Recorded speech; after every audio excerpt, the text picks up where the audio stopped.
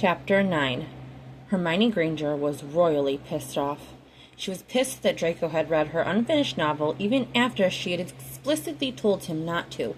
She was pissed that Narcissa had the nerve to butt her head into their relationship, which had been going swimmingly up until that afternoon. But what truly had her on the verge of either screaming or crying, or maybe both, was the fact that both Malfoys had made very good points. Though she technically may have the moral high ground, Hermione couldn't deny that both mother and son had been justified in their reproachful questionings. Despite not being in the wrong, it felt as if she owed Draco, and possibly even Narcissa, an apology, and in Hermione's book, apologizing was tantamount to losing an argument. There were not many things that Hermione Granger hated more than losing an argument. No, Draco shouldn't have violated her privacy, but there was truth in what he had said. Hermione's feelings weren't as cut and dried as she may have led him to believe, which of course had been the real reason she hadn't yet shared her novel with him. From the beginning of their relationship, she'd been open about her writing process, so his requests to read it were not at all unreasonable. In fact, he'd probably already caught on to the obvious similarities between their own romance and the one featured in her novel prior to reading it, just from what she'd told him about it. One of the many things she liked about Draco was how very intuitive he was. He could read people better than anyone else she knew, and he wasn't the type of person that would let her get away with any bullshit. She supposed that was part of why he'd been so adamant from the beginning that they not play games with each other. Hermione was ashamed to have slightly reneged on that.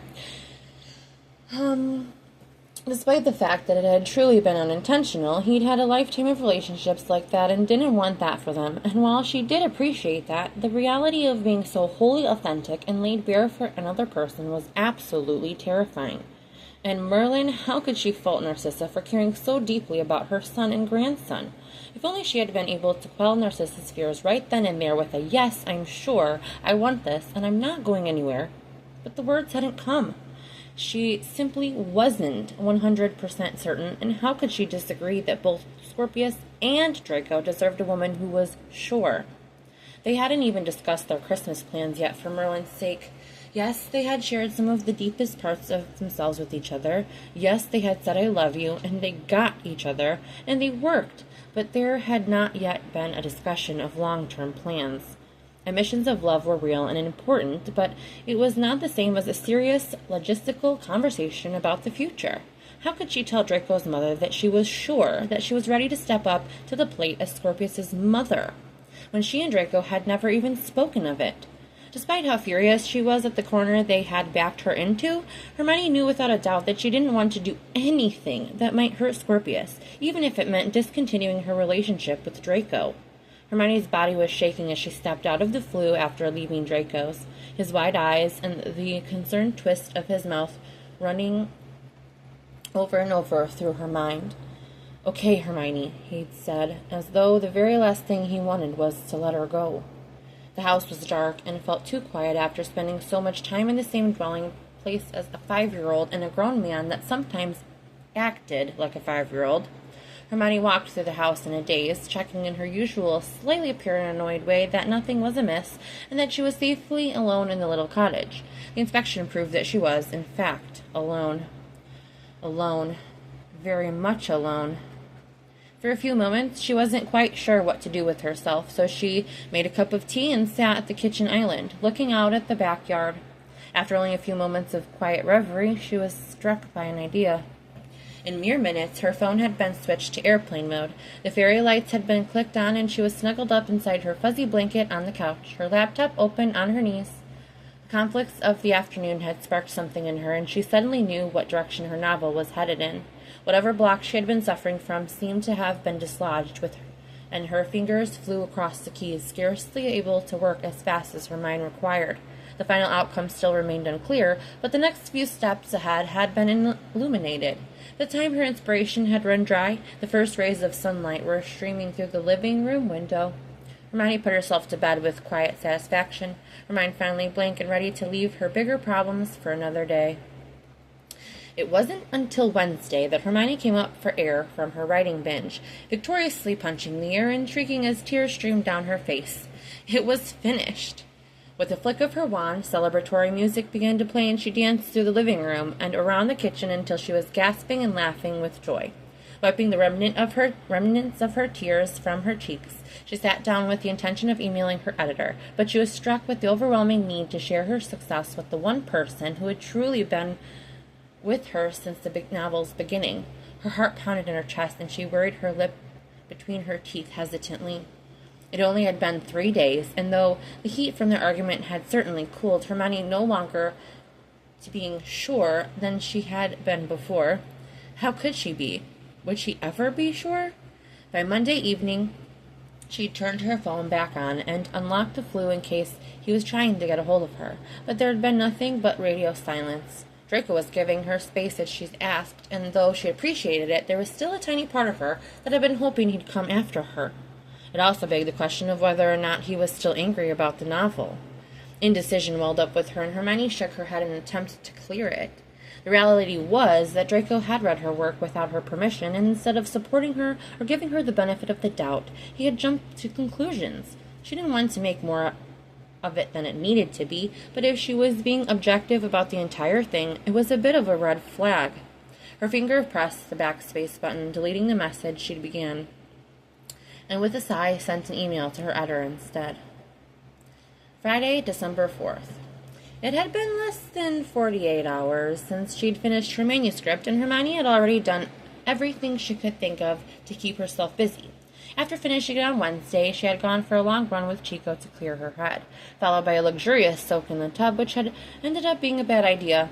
While initially relaxing, taking a bath had inadvertently turned into an erotically charged daydream of being in the tub with Draco, which was the last thing she needed. Clearly, it was dangerous to get used to having such fantastic sex on the regular. She had only gone 3 days without it, and she had already felt on the verge of implosion.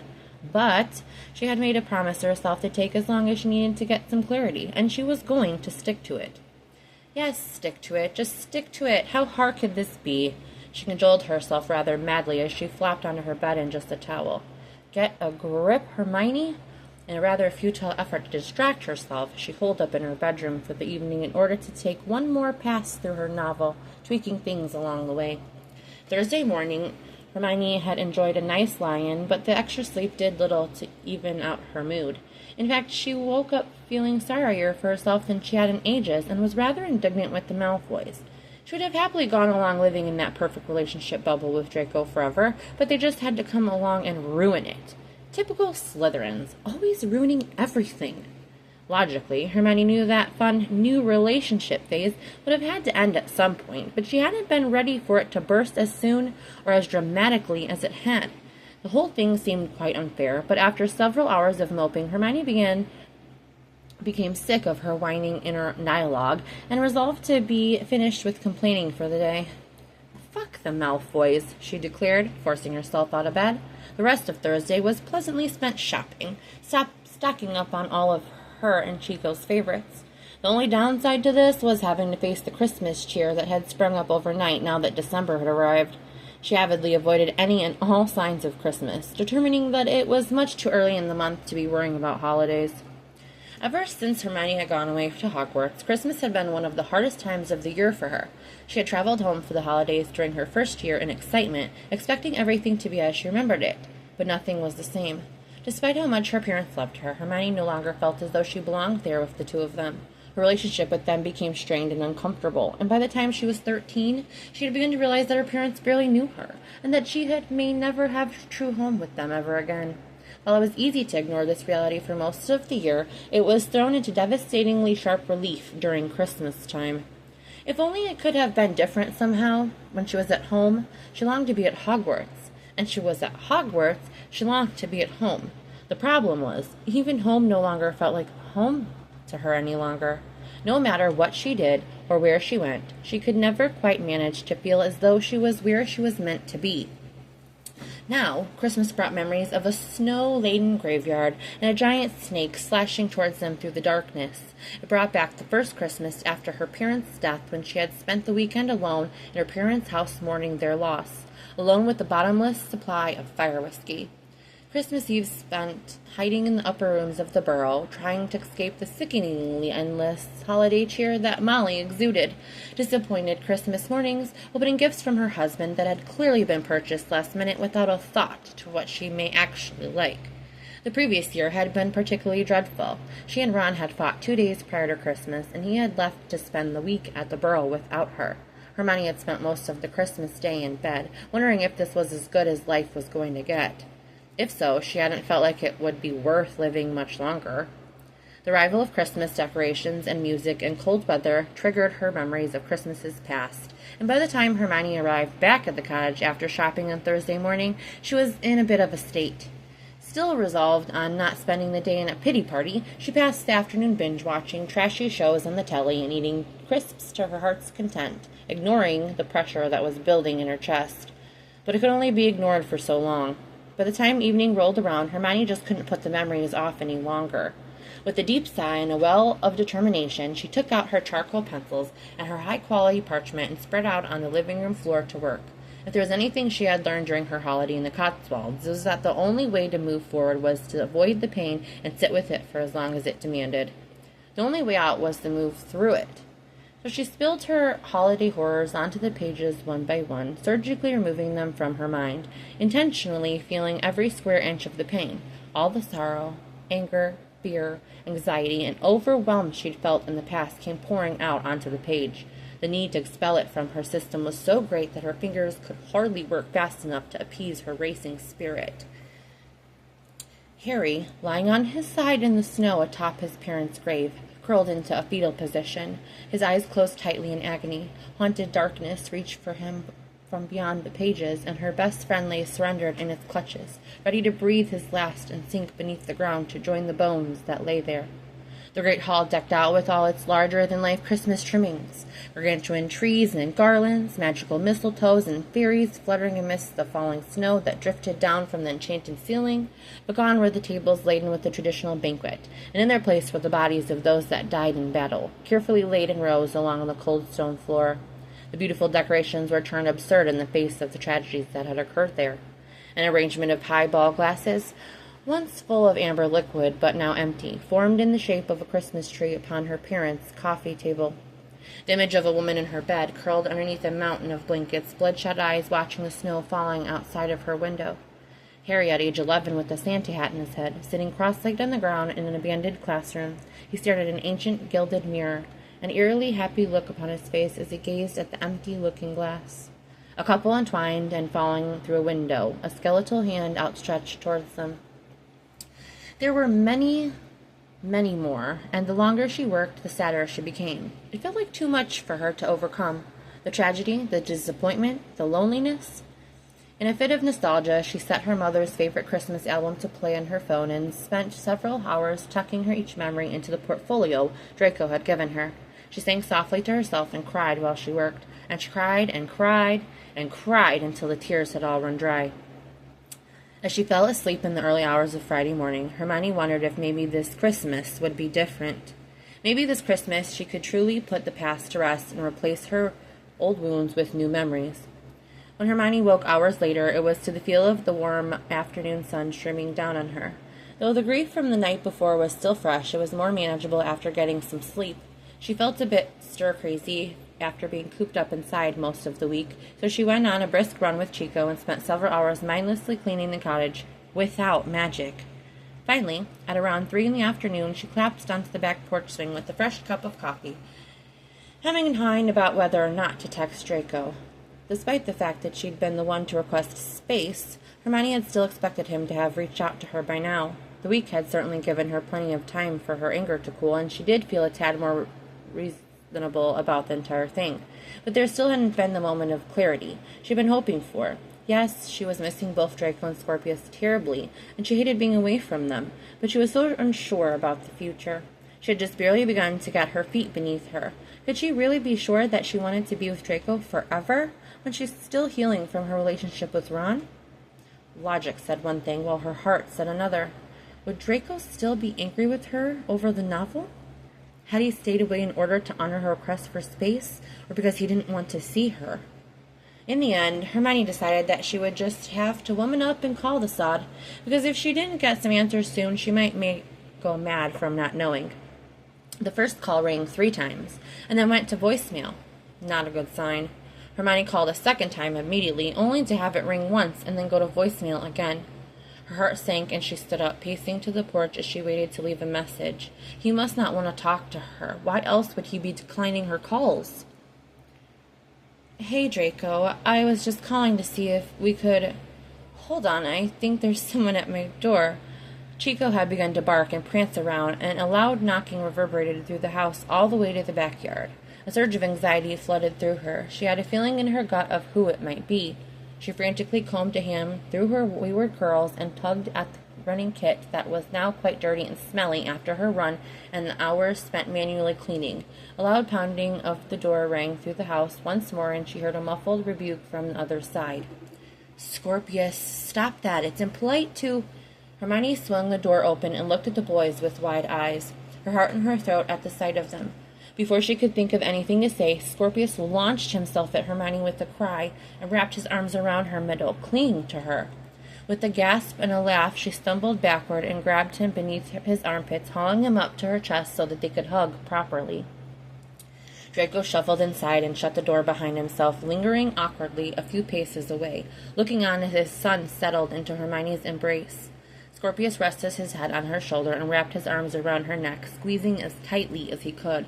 Tears welled up and threatened to spill over when she met Draco's eyes over Scorpius's shoulder, an inscrutable look in his face that made her insides turn to mush. Hermione turned away from Draco in overwhelmed as the gravity of this little boy's love washed over her. She placed a hand on the back of Scorpius's neck and rested her cheek against the top of his head, gently rocking him back and forth. "We miss you this week, Miney," Scorpius mumbled into her neck. And just like that, the moment was over, though it left Hermione reeling. Scorpius let go and slithered down to the floor, looking up at her with a pout. Hermione laughed and ruffled his hair, glancing at Draco out of the corner of her eye. Had Scorpius been asking after her? Guilt washed over her at having upset their routine, with her presence to begin with, and then with her absence. "Dad missed you too, Miney. He told me so," Scorpius reported, and Hermione giggled at the way Draco's cheeks tinged red. "Did you?" she asked Draco in a small voice as Scorpius knelt down to give Chico a hug around the neck. "I did," he confirmed solemnly. "I really miss you guys, too," she confirmed with a weak smile. "We were just around the corner on our way home from school when I saw you were calling. I thought maybe we could talk in person." Draco rubbed the back of his neck and looked away. "But we probably shouldn't have just come unannounced. I'm sorry. We should—" Hermione waved her hands to stop him, immediately terrified they would leave. No, please stay. I'm glad you came over. Scorp, would you like to go play with Chico in the backyard?" Scorpius shouted his agreement enthusiastically, and the adults chuckled, heading automatically towards the kitchen. "Would you like a cup of coffee?" she squeaked, internally kicking herself at how weird her voice sounded. Draco slid his hands into his pockets and rocked onto his heels. "Sure, sounds good," he said awkwardly, looking around the kitchen. Hermione busied herself with preparing the coffee before joining Draco at the window above the sink to watch Scorpius and Chico's playful reunion. As she passed him his mug, their fingers brushed, and a shiver ran down her spine at having him so close after missing him so fervently. She snuck a peek at him out of the corner of her eye, taking note of his tense shoulders and furrowed brow. He didn't appear angry, but maybe a bit nervous? Unsure? Just as the silence began to get unbearably awkward, Draco set his coffee mug down on the counter and turned to face her. "Maybe I shouldn't have just dropped by. I agreed to give you space, and I've been trying to do that, but I don't think I can be here with you and do this like this." He gestured to the space in between them, and Hermione immediately understood because she felt the same.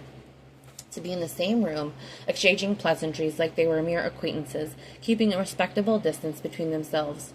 It was torture. Tears welled up in her eyes when Draco backed up a step, waiting for her response. She opened her mouth to speak, to tell him to please stay, but she couldn't seem to formulate the words. He watched her gape for a moment before nodding in defeat and turning away. Time slowed, and Hermione felt as though she was frozen as Draco moved towards the back door. Her heart was pounding wildly, and her ears were buzzing, and her feet were glued to the floor as panic rose inside her. "Just say something, damn it! Say something! Anything!" She gasped a breath and and just as he was about to open the door and call Scorpius inside, her body seemed to come back to life. With a dramatic lunge, she flung herself towards him and grabbed his arm, pulling him back into the kitchen. "No, Draco, wait. Fuck. Please don't go. I don't need any more space. I don't want it." Her chest heaved as she watched Draco with bated breath. He hesitantly stepped closer and brought a hand up to grasp her elbow comfortingly. Another spark shooting down her spine as touch. "Hermione, are you sure? I know I fucked up. Merlin, did I fuck up? And I'm sorry. And what my mother said?" Draco took his hand from her elbow and pinched the bridge of his nose in exasperation. "I went and saw her after you left, and I can't believe everything she said to you. I don't want to rush you if you need more time to think about everything." Hermione breathed in a deep breath, tears still threatening to fall from her lids. She crossed her arms and looked down, scuffing one shoe across the floor, worrying that maybe he was in agreement with his mother's concern that she be sure. "Thank you, Draco. I am going to need more time to think, and we certainly will need to talk more." She trailed off, brushing away a tear away, and shook her head, gathering her courage to continue. "But I don't need any more space to do that, Draco. I don't want it," she whispered. "I've missed you so much." She huffed out a derisive laugh at herself, rolled her eyes, and swift at another tear. Draco smiled tentatively and stepped closer as though he meant to draw her into his arms, but Hermione pulled back, not quite finished what needed to be said. "About what your mother said, I don't have an answer for you yet. I don't think I'm as sure as I should be, Draco, but I don't know what to do. I've been hoping for some clarity all week, and it just hasn't come." Hermione hugged her arms around herself in misery and looked out the window at Scorpius, who was happily playing fetch with Chico. Her heart clenched painfully with love for him and with the pain of possibly having to give him up. Draco tried to tug her back around, and though she fought against it for a moment, this time he wasn't taking no for an answer. He kept her face in his hands and forced her to look up, and Hermione was floored by the fire in his gaze. "I don't give a fuck about that, Hermione." His voice was low and growling, and the heat that had begun to smolder inside of her surged upwards, taking her breath away. "That doesn't matter." Hermione cut him off, batting his hands away and stepping back, raising her voice. "But it does matter, Draco. How can you say it doesn't matter? Just the thought of her hurting Scorpius because something might not work between us?" Hermione gasped and cupped her hand over her mouth, barely stifling the sob that tore through her chest. Tears began to fall down her cheeks in earnest, and another sob broke through her lips. Draco pulled her into his arms, this time not allowing her to push him away. She struggled for just a moment before relaxing into his embrace, allowing him to rock her gently as her tears ran their course. After she caught her breath, Draco pulled her face up once more so that he could look in her eyes. This time she didn't resist him. Couldn't resist him. When their eyes finally met, Hermione's breath rushed from her lungs, and she was immediately overwhelmed, captivated by the love she saw shining down at her. Draco wiped her cheeks with the pads of his thumbs and walked her back to a few feet until her hip hit the kitchen counter. "Just the fact that you care so much is answer enough for me, Hermione. I don't need you to be 100% sure." Draco chuckled lightly. "It would be ridiculous of me to expect that so early on in our relationship. Besides," he leaned in and kissed her forehead, her eyes falling closed at the soft touch of his lips, "I'm sure enough for the both of us." Hermione's heart clenched, and she sank further into his arms. Draco brushed her nose with his affectionately before leaning forward and resting his forehead against hers. Sighing deeply, his arms wrapped around her waist. Hermione opened her eyes, and they locked with his, searching his face for an assurance of honesty, still finding it a little hard to believe that he was as wonderful and understanding as he appeared to be. She searched for doubt and uncertainty and dishonesty. She searched for manipulation and any sign that he was leading her on. But no matter how hard she looked, all Hermione saw in his face was uninhibited adoration. Her breathing turned shallow, and a flurry of butterflies erupted in the pit of her stomach, her fingers and toes tingling in anticipation. Draco's lips quirked into a knowing smile, as though he knew what she had been trying to figure out. "So unless you have an objection, my dear, I'm going to kiss you now," he whispered slowly, and she watched as his eyes darted down to her lips, waiting patiently for her answer. But she was so completely done with waiting. Hermione sprang forward and crushed his lips against hers, and Draco caught her in his arms with a laugh of surprise. "I'm guessing there are no objections, then?" he snarked in between her peppered kisses across his lips and jaw.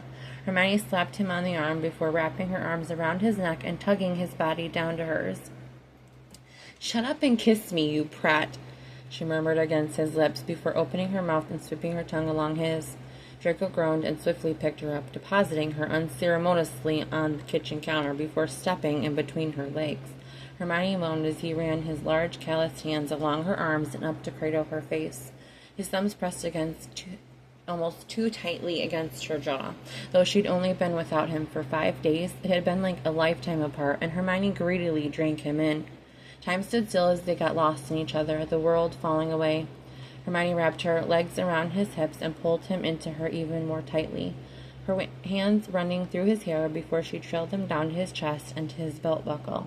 She slipped her fingers just barely into the waistband of his denims, and Draco shuddered, moaning into her mouth. Hermione teased him for a moment longer and was just about to undo his buckle when their bubble was abruptly popped by the sound of the back door opening, followed by little footsteps and puppy paws pattering on the floor. Draco jumped comically away and straightened his shirt, and they shared a conspiratorial look at how, having completely forgotten that Scorpius was in the backyard. The 5-year-old promptly demanded sustenance upon entry of the kitchen, having not yet had his afternoon snack. Draco laughed and swung him up onto the counter next to Hermione, who directed what snacks Draco should get out of the fridge. Hermione looked on with a happy grin and listened to Scorpius chattering away, who was content to have the full attention of both adults. As they sat around the kitchen table eating and listening to Scorpius tell them about his day at school, the clarity Hermione had been searching for all week suddenly struck her like a lightning bolt.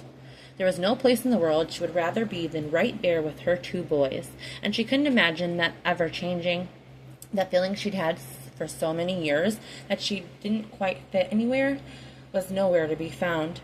She might not be able to predict the future, but Hermione had never felt this way before. Not ever. Not with anyone else. And if that wasn't a sign, she didn't know what was. The trio was just finishing their snack when Draco realized that he and Scorpius were due at the manor. As Scorpius ran about collecting his things, Draco pulled Hermione into another sweet, lingering kiss. They both felt as if they couldn't get enough of each other. "I just have to have a short meeting with my father and then get Scorpius settled in for the night. He's been requesting a sleepover all week. What do you say we go out for dinner when I'm finished, and we can talk more?" "That sounds brill," she agreed, smiling against his lips. "I wanted to run by the bookstore before they close tonight to pick up an order. How about I do that first, and then we can meet at the pub and go from there?" "It's a date." He winked as he shrugged on his coat and helped Scorpius into his. Scorpius ran to give her a hug and very sweetly asked if he would get to see her tomorrow. Hermione was thrilled to be able to tell him that he absolutely would be seeing her tomorrow. Scorpius railed out towards the car, but before Draco could leave, she tugged him back into the doorway for one more kiss. "I'm glad you came over, Draco," she whispered. He smiled and pressed one last chaste kiss to her lips. "Me too, love." After they left, she hopped in the shower and did up her hair and makeup before selecting a wonderfully soft cashmere sweater dress, paired with tights and ankle boots. She had just opened the door to leave when an unfamiliar owl swooped in, dropping an envelope to the ground before soaring back out. Hermione frowned in confusion and picked the envelope up, wondering why the sender had instructed the owl not to wait for a response. She tucked the envelope in her coat pocket and dug around her purse for her keys, locking the front door and heading to the car.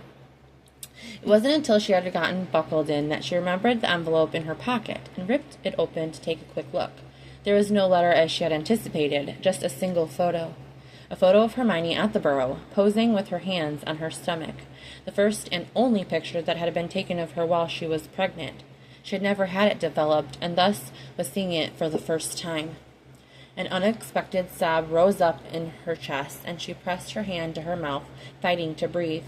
It felt as though a bludger had suddenly knocked the wind out of her, and she gasped, tears leaking from the corner of her eyes for the umpteenth time that day. Clutching it with a shaking hand, she rubbed her thumb against the image, first in astonishment and then in sadness. It was incredible how quickly and easily the sadness could return to ruin a good mood when she least expected it. The car hummed around her comfortably, and she let her head flat back on the headrest, closing her eyes and forcing herself to breathe slowly and methodically. After a few moments, she was able to return back to reality and her initial excitement over her date with Draco, wondering what in the hell kind of message the photo was supposed to be. Hermione carefully returned the photo to her jacket pocket and headed into town, with the resolve that this latest curveball from Ron wasn't going to ruin her night. After parking near the pub, Hermione headed on foot towards the bookstore, a walk she had made many times over. But something felt different. Something was off. As she strode down the sidewalk, she began to feel strange, a prickle running down her spine. Shaking the odd feeling away, she picked up her pace and stepped into the cozy bookstore with a little sigh of relief. After browsing for a few moments, she went up to the counter and chatted with the proprietor, paid for her order, and headed back out onto the street. What had begun as a sunny day had turned into a dark, foggy late afternoon. A light sprinkle of rain had begun to fall, and she had pulled up her hood. Almost immediately, she felt it again, a thrill of fear curling in her stomach, hair standing up on the back of her neck. Something was wrong. Hermione wordlessly released her wand from her arm holster, and it slid into her waiting palm as she turned around to look behind her. But of course no one was there. She cast an invisible protective shield around herself for the remainder of her walk back to the pub, all the while carefully watching and listening for anything out of the ordinary. With relief, she stepped inside the pub and took a seat at the bar to wait for Draco, who still wasn't due to meet her for another 20 minutes. Nothing seemed at all amiss, so she tried to shake the ominous feeling still churning in the pit of her stomach. Trying to distract herself, she ordered a martini and began to peruse one of her newly acquired books. After a few minutes and one martini later, she was able to relax and immerse herself in her book. The bell above the pub door chimed about 5 minutes before Draco was set to arrive, but Hermione didn't look up. It wasn't until the shadow fell over her and the chair next to hers was yanked back with a loud scrape that she saw him. "Some things never change, huh? I see you've still got your nose buried in a book." Hermione could do nothing but stare for a moment at the sight of her ex-husband as he sat next to her and signaled to the bartender. It was such an utter shock to see him that it felt as though her brain was short-circuiting. She stared at him with wide eyes as he placed his order, clutching the end of her wand that she had still had hidden partially up her sleeve. A million questions swirled unintelligibly through her brain. Of course, he had written that he was going to find her if she didn't answer his mail, but Hermione had thought it more likely that he was just trying to spook her. Although she had been a little afraid of what he may do, she had seriously doubted he would actually go to the trouble of tracking her down and coming to see her. He had kept his distance, both physically and emotionally, for so long during their marriage. It was very little sense that he would go to such efforts to see her now that they were divorced. Did he have some sort of obsession with making her miserable? Ron took a sip of his drink and turned towards her, scoffing when he caught her wide eyes and white knuckles. "Merlin, Hermione, I don't know why you're surprised to see me. You haven't been responding to my owls, and I told you if I didn't hear from you, I'd come looking." A long and uncomfortable pause stretched between them as Hermione's brain caught up with her. "You were following me just now in the street, weren't you?" she accused, her eyes narrowing dangerously. Ron's slightly guilty look was answered enough. "How did you even find me? No one knew where I'd gone on holiday." A smug look crossed his face, and he swirled his drink, taking his time answering. "I take it you got the photo I sent you today?" he asked casually. "Yes," she growled through her teeth, slipping a hand into her coat pocket, clutching at the picture, crumpling it in her palm. "Tracking charm," he said casually, shrugging a shoulder and turning away from her, unwilling to meet her eyes. Hermione took a shuddering breath and closed her eyes, shaking her head. Of course he'd use a tracking charm. "You know that it's illegal to use tracking charms on adults unless it's an emergency, Ron," she said dryly, not shocked in the slightest that he'd stooped such a method just to have another go at her. "You're one to talk, Hermione," Ron scoffed, rolling his eyes. A surge of anger rose within her, and she opened her mouth to argue, but thought better of it. Ron watched with a raised eyebrow as if challenging her to argue that she had occasionally flouted magical law for her own purposes. "Besides," Ron continued, "if you did try to bring up charges, all I'd have to do is prove that I thought you were in danger, which would be quite easy, seeing as you haven't been responding to my letters." Hermione pinched her nose in exasperation. "Maybe if we were still married, that would be true, Ron, but in this case, you're forgetting. We're divorced," she hissed, "and my whereabouts and well-being are none of your concern." Ron's face turned somber, and he turned to look her in the eye. "I will always care about your well-being, Hermione," he said seriously. "We both know that we only got a divorce because you were suffering through some sort of mental breakdown, and now that you're doing better, I think we should try again."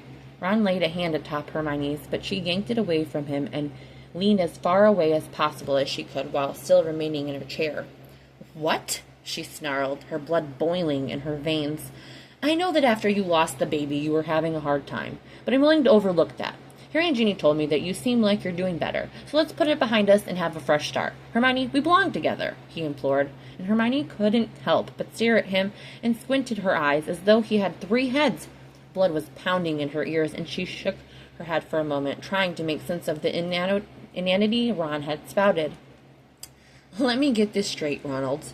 You placed an illegal tracking charm on a photo of me, pregnant with the baby I lost, in order to come tell me that you want to get back together because you believe the only reason we got a divorce was because I was having a mental breakdown?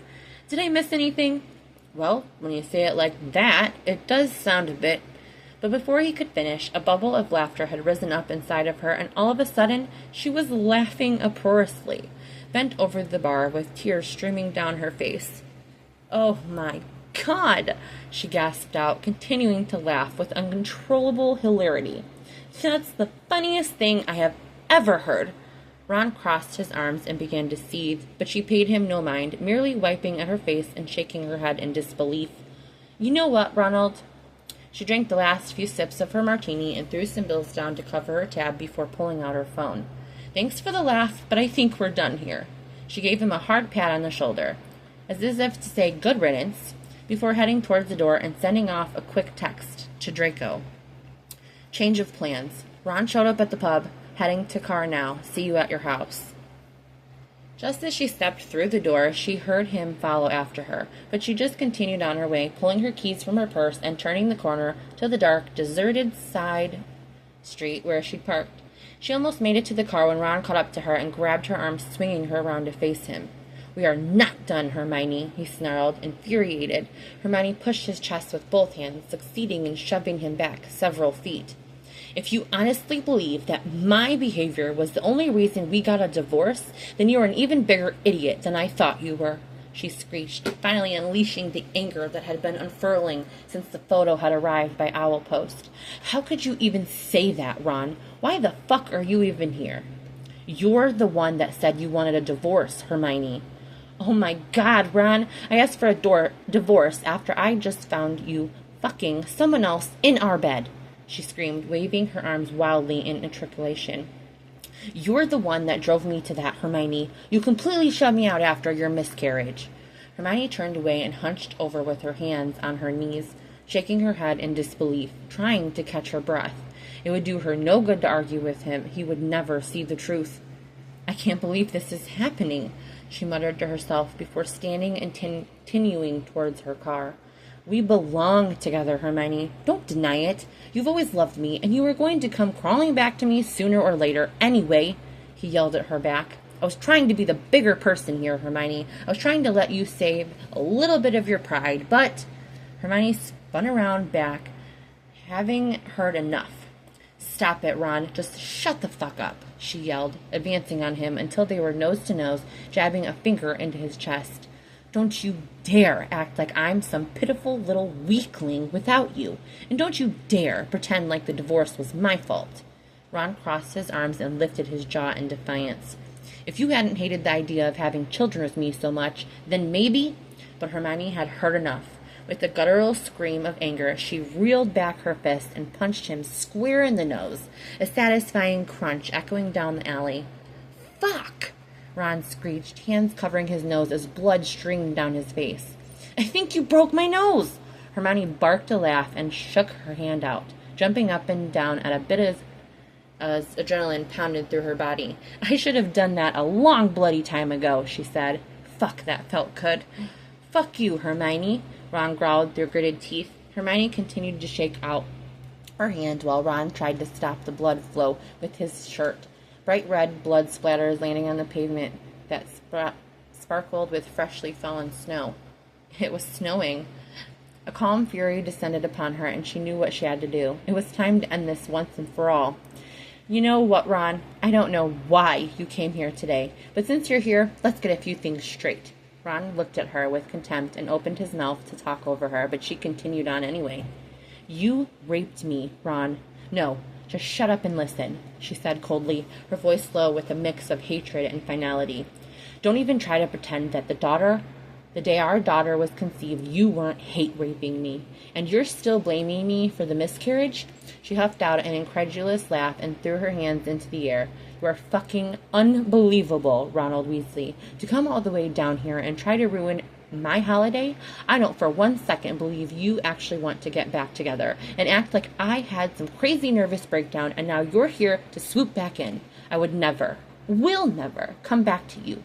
We do not belong together. We never belong together. And just the fact that you thought I'd be begging to get back together just proves how little you know me. Hermione shook her head and laughed humorously, tears prickling at the corners of her eyes. You're fucking insane. And since the divorce wasn't straightforward enough for you, let me be perfectly clear. We are fucking done, Ron. This is over. I don't want to see you. I don't want to hear from you. Ever. Again. Hermione stared Ron down until he gave one jerky nod, and she turned around to walk the last couple of feet to her car, only to see Draco leaning casually against the boot, his face cast in shadow. Draco! She exclaimed in surprise, a grin lighting her face. How long have you been standing there? Long enough to catch the show, love. I popped right over to rescue you when I got your text, but when I got here it was quite clear you didn't need any rescuing. He smiled widely and tugged her close before kissing her squarely on the lips. A strangled cry of shock sounded behind her. She turned around to see Ron standing a short distance away, a look of incredulous rage upon his face. The bloke you're seeing is Malfoy, Hermione? You're fucking Draco Malfoy? Are you fucking kidding me? He raged. Hermione tensed and stepped towards him once more. Not that it's any of your business, Ron, but yes. I am fucking Draco Malfoy. She smirked as Ron's face contorted with disgust. I can't believe you'd stoop this low, Hermione. Ron whirled and spat a mouthful of blood onto the ground in front of her.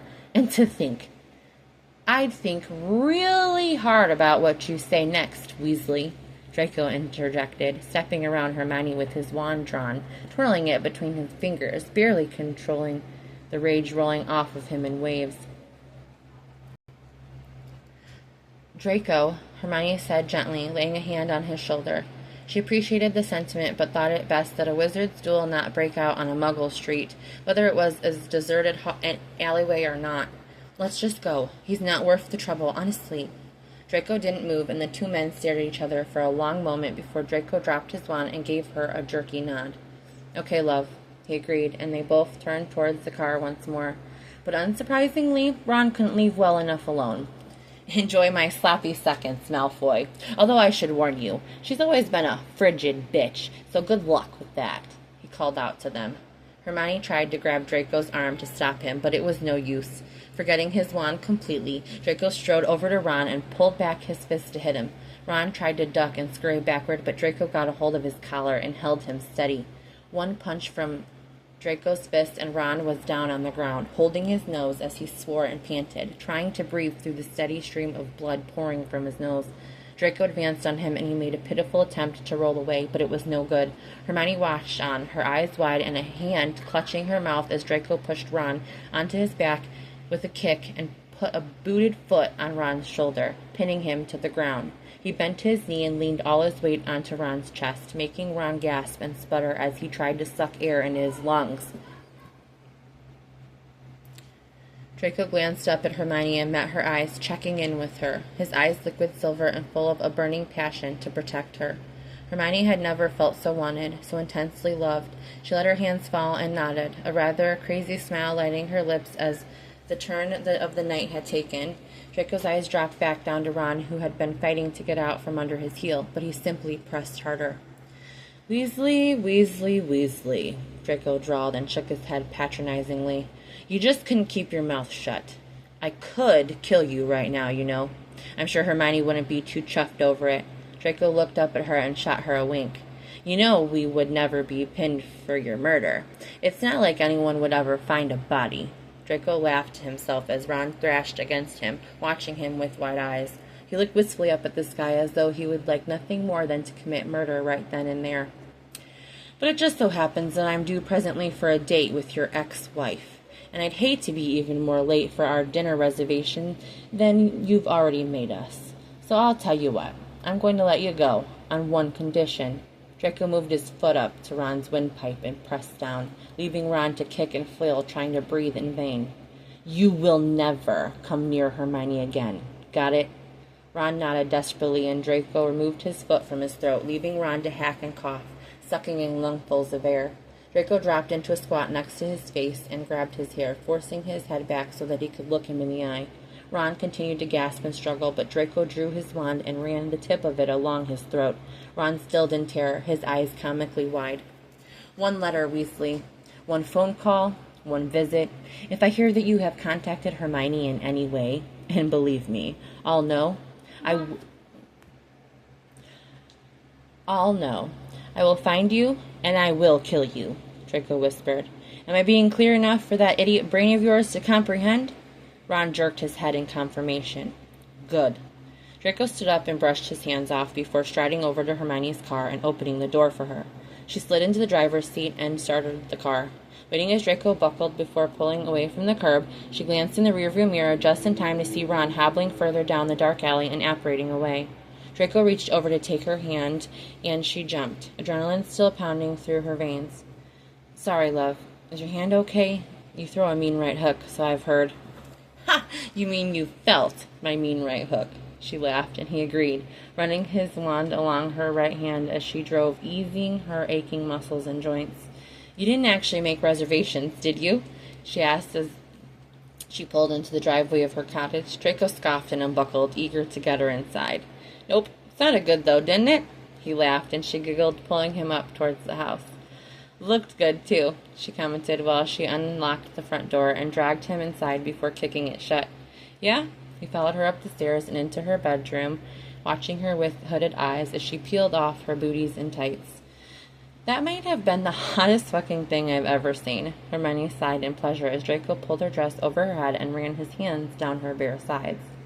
Let's find someone else for you to beat and threaten tomorrow, she said breathily, sitting on the edge of the bed and lying back as Draco slid down to his knees, placing kisses along her thigh and up to her center. That can be arranged, he growled before peeling off her knickers and laving his tongue against her softly. Hermione melted into the mattress and felt her whole body relax, finally at ease under the tension of his hands and lips.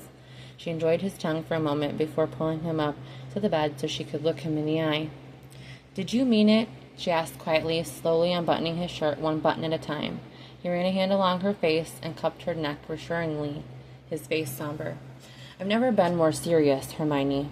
Is that okay with you? He asked, and Hermione nodded immediately, tears once more gathering in the corner of her eyes. No one's ever loved me like this, Draco, she whispered. It feels so surreal, like I must be crazy. Draco slid over to her and took her in his arms. If you're crazy, then so am I, he murmured against her skin. Hermione nodded and met his lips in a searing kiss. I was so proud of you tonight, standing up to him like that. He swept a curl behind her ear, and Hermione's heart bloomed in her chest. She loved him so much, needed him so much that it hurt. It's over. It's finally over, she said incredulously, feeling as though she had shed a skin that had been too tight and confining for far too long. Yes, it is, my love. Now, what comes next? He asked with a contented smile, simply basking in her presence. Hermione sat up and pushed his shirt off his shoulders before starting on his denims.